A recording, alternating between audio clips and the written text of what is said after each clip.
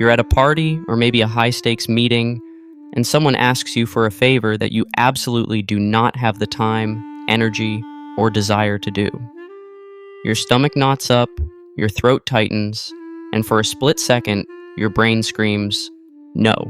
But then, before you can even consciously process the choice, your mouth opens and says, of course, I'd be happy to help.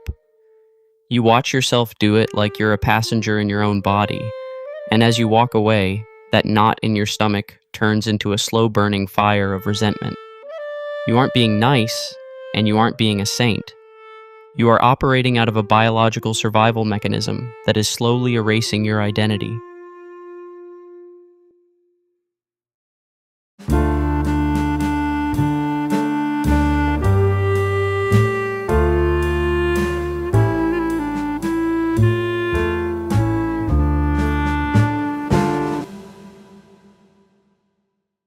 If you've spent your life being the reliable one, the easygoing one, or the one who never makes waves, then we need to talk friend to friend. Because the truth is, your kindness is actually a sophisticated form of social armor, and it's costing you your sovereignty. Before we deconstruct the dark machinery behind this behavior, I want to ask you a question that's going to sting, and I want you to be brutally honest in the comments. Are you actually a kind person? Or are you just too terrified of being disliked to tell the truth? Think about it. When was the last time you did something for someone because you truly wanted to, rather than because you were afraid of the awkwardness of saying no? Let's open the council of truth right now. What is the biggest, most expensive lie you've told just to keep the peace? We have to understand that people-pleasing isn't a personality trait. It's a fawn response. You've probably heard of fight, flight, or freeze, but the fourth F is fawning. It is a tactical maneuver designed to appease a perceived threat to ensure your safety. For a people pleaser, disapproval is the threat. Your nervous system views a scowl on a coworker's face or a disappointed sigh from a partner as a life or death emergency. Somewhere along the line, your brain learned that the only way to stay safe in the tribe was to become a mirror.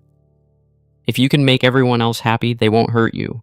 If you can be useful enough, they won't leave you. It's a survival strategy that worked when you were a child, but in the adult world, it makes you a target for every narcissist and predator in the room. In the world of elite psychology, we look at the legacy script of the people pleaser. Most of the time, this starts in a household where love was conditional. You weren't rewarded for being yourself. You were rewarded for being good, for being quiet, and for making your parents' lives easier.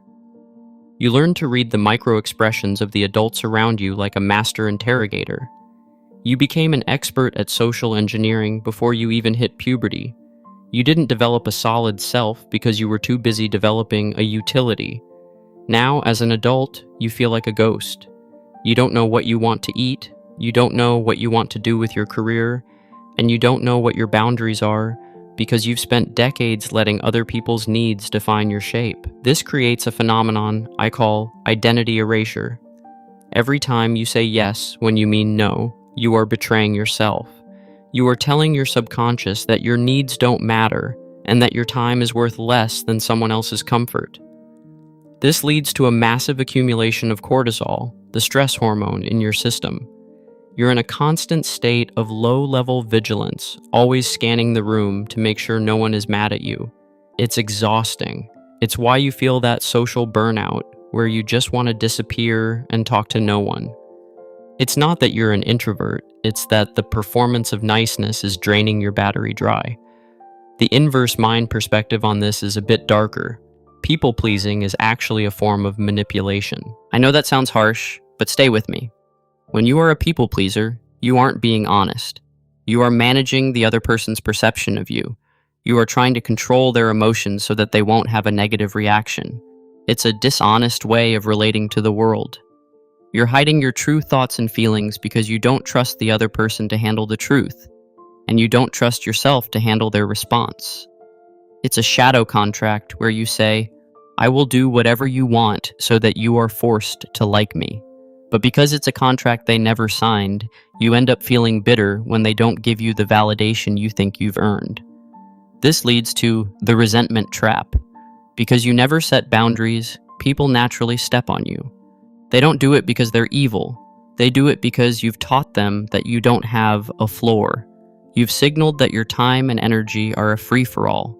Eventually, that fire of resentment in your stomach gets so big that it leaks out as passive aggression. You start making jokes with a sharp edge, or you start forgetting to do things, or you suddenly blow up over something tiny.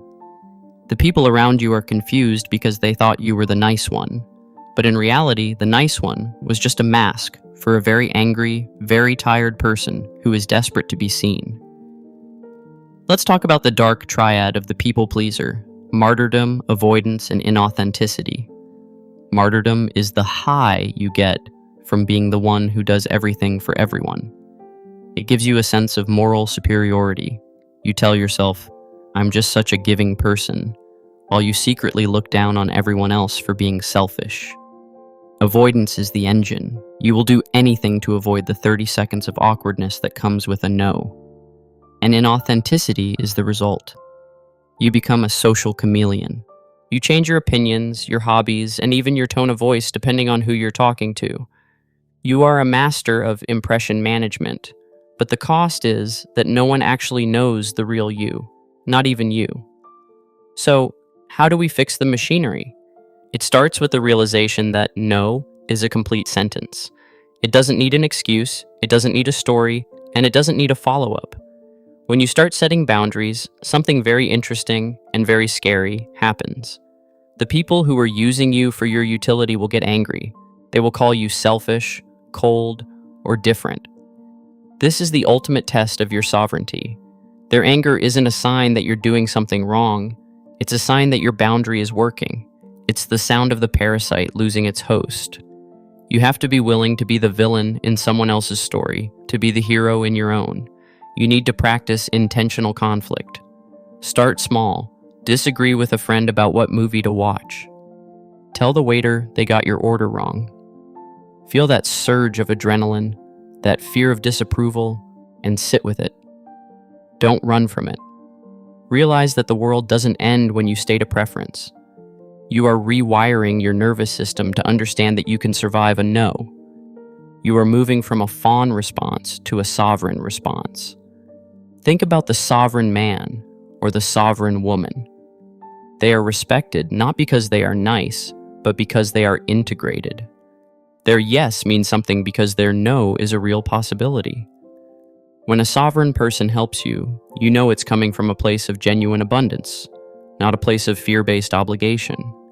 They aren't trying to buy your love with their labor. That is the version of you that the world actually needs. The world doesn't need more doormats. It needs more people with the courage to be honest. I want to hear from the Council of Truth on this. What is the one boundary you are terrified to set right now? Is it with a parent, a boss, a partner? What do you think would happen if you finally said no and didn't apologize for it? Let's stop pretending that being a people pleaser is a badge of honor. It's a chain. It's a way of staying small so that you don't have to deal with the responsibility of your own power. We talk about the inverse mind here because the world tells you that being a people pleaser makes you a good person. I'm telling you, it makes you a disappearing person. It makes you an asset that anyone can use for their own agenda. If you want to be a leader, if you want to be a creator, and if you want to have a relationship that isn't built on a lie, you have to be willing to be disliked. You have to realize that the peace you're keeping is actually a war you're fighting against yourself. I read every single comment you guys leave. This community is where we stop the performance and start looking at the mechanics of the soul. If you're tired of being the one who always gives until there's nothing left, then this is your moment.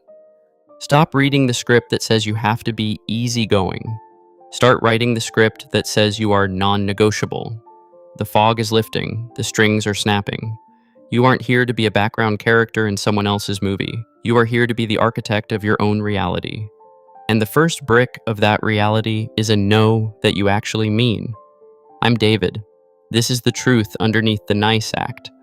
Don't be afraid of the friction, because friction is how you know you're finally real. I'll see you in the next one.